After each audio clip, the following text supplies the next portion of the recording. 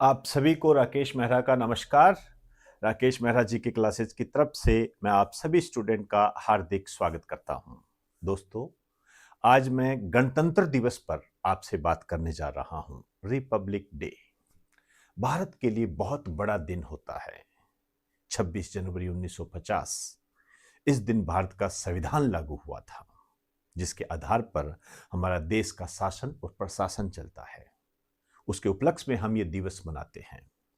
इस दिवस में कई ऐसी बातें हैं जो आपके एग्जाम की दृष्टि से मोस्ट टू मोस्ट इंपॉर्टेंट है। इसको मैं बिल्कुल नए पैटर्न पर आपको बताने जा रहा हूं। नए पैटर्न पर आप जानते हो कि इस बार जो क्वेश्चंस हमें एग्जाम में देखने को मिल रहे हैं वो बेहतरीन तरीके के हैं। बेहतरीन तरीके के हैं। इसके लिए आपको विशेष तैयारी की आवश्यकता होती है। आपको अपनी तैयारी करने का तरीका बदलना है। इसी कारण से अब जो मेरे वीडियोस अब जो भी आ रहे हैं वो इसी संदर्भ के अंदर है। तो आप देख रहे होंगे 77 रिपब्लिक डे 2026। इस थंबनेल में ही अपने आप में एक क्वेश्चन है कि 26 जनवरी 2026 को कौन सा गणतंत्र दिवस मनाया गया। 77 ये आते हैं, लेकिन ये कॉमन क्वेश्चन होते हैं। लेकिन यदि आपका ध्यान भटक गया तो दिक्कत आ जाती है। फ्लैग अनफर्लिंग और फ्लैग होस्टिंग, ये दो शब्द ऐसे हैं जो नए पैटर्न पर आधारित क्वेश्चन पर आने की पूरी ताकत रखते हैं। मेरा मानना है कि लगभग लोगों को इनके बारे में जानकारी कम होती है। हम यही कहते हैं कि झंडा फहराना है। बहुत अंतर होता है, संवैधानिक अंतर होता है इसके अंदर, उसकी मैं आपसे बात करूंगा। इस बार खास क्या है वही हम बात करेंगे।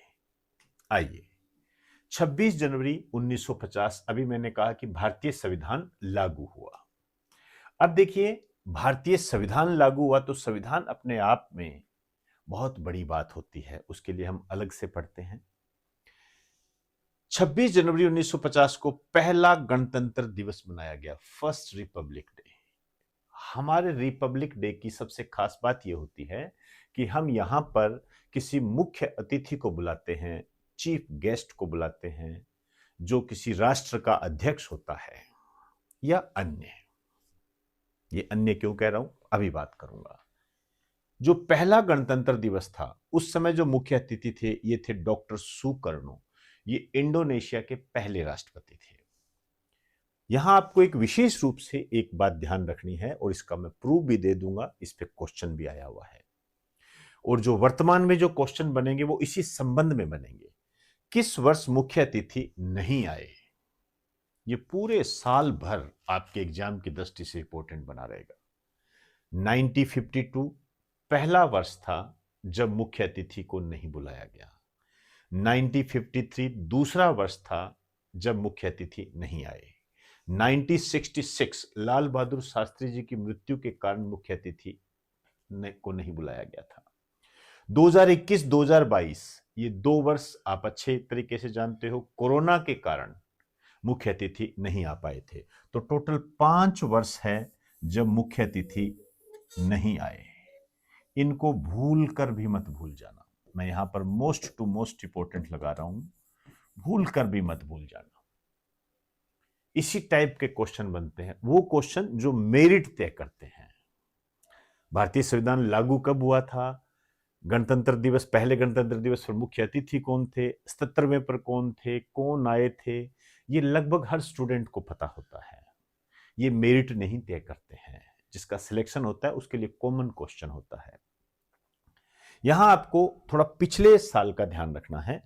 2025 में जो मुख्य अतिथि थे ये थे प्रोबोवो सुबियांतो, इंडोनेशिया के राष्ट्रपति है, वर्तमान के अंदर भी ये आए थे।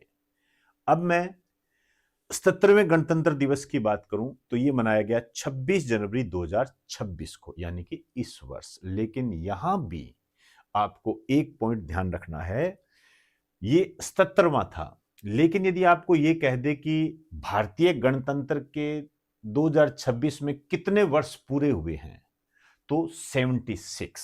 यदि आप इसको ध्यान से देखोगे तो मैं थोड़ा सा बता देता हूं, 2026 और 1950, 6, 12 में से 5 गए 7, मतलब 76 तो पूरे हुए हैं और 77वां बनाया गया है।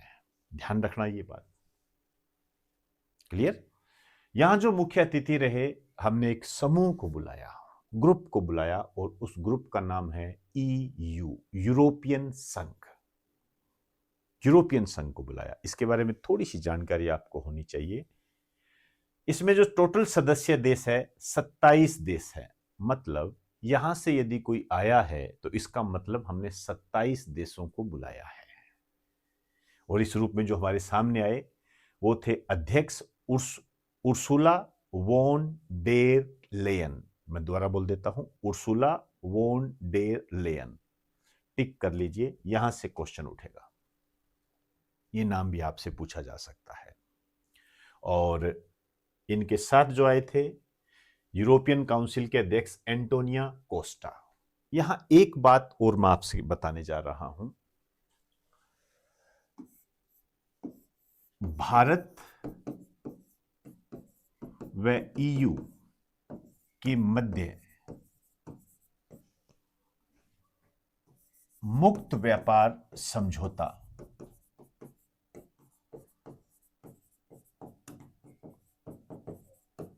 हो गया है। मुक्त व्यापार समझौता हो गया, फ्री ट्रेड एग्रीमेंट, FTA हो गया है। बहुत सारे देशों के साथ हुआ है ये समझौता। फ्री ट्रेड एग्रीमेंट मतलब आयात व निर्यात, इंपोर्ट और एक्सपोर्ट की जो दरें होती है वो कम या फ्री रखी जाती है ताकि व्यापार में तेजी आए। ये होता है। इसके बारे में मैं काफी आपको बता चुका हूं, इसलिए फिलहाल मैं इतना ही कहूंगा कि आप ये ध्यान रखें कि इनके मध्य फ्री ट्रेड एग्रीमेंट हो गया है। ये ध्यान रखें, ये लेटेस्ट न्यूज है। अब देखिए झंडा फहराना, झंडा फहराया गया। यहां मैं 15 अगस्त को साथ लेके चलूंगा। 26 जनवरी को झंडा फहराया जाता है। इसे इंग्लिश में कहते हैं फ्लैग अनफर्लिंग। क्या होती है फ्लैग अनफर्लिंग? फ्लैग अनफर्लिंग में क्या होता है, इसमें जो झंडा होता है हमारा तिरंगा, ये खंबे के ऊपर ही बंधा होता है और वहां से उसको खोला जाता है।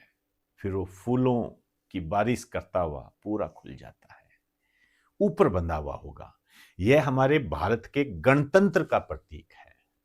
स्वतंत्र तो हम पहले हो गए थे, लेकिन हमने एक संविधान तैयार किया, उसको हमने 26 जनवरी 1950 को लागू किया। तुम्हारे गणतंत्र का प्रतीक है ये। क्लियर? ये जो होता है झंडा फहराना, ये राष्ट्रपति के द्वारा किया जाता है, प्रेसिडेंट के द्वारा किया जाता है। ये आप जानते हो कि वर्तमान में जो प्रेसिडेंट है श्रीमती द्रौपदी मुर्मू जी है। उन्होंने ये झंडा फहराया।